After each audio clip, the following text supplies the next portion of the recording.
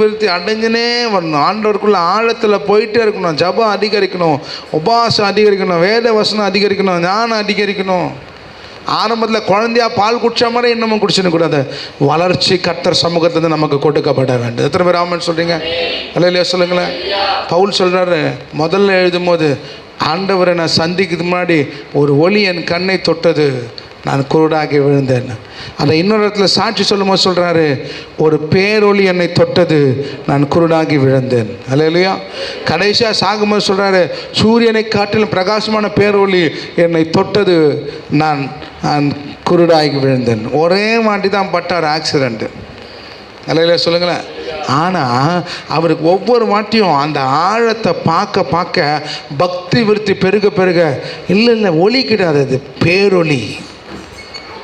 அல்லேலூயா சொல்லுங்களேன். பேரொளி கூட இல்லைங்க, சூரியனை விட பிரகாசமான பேரொளி.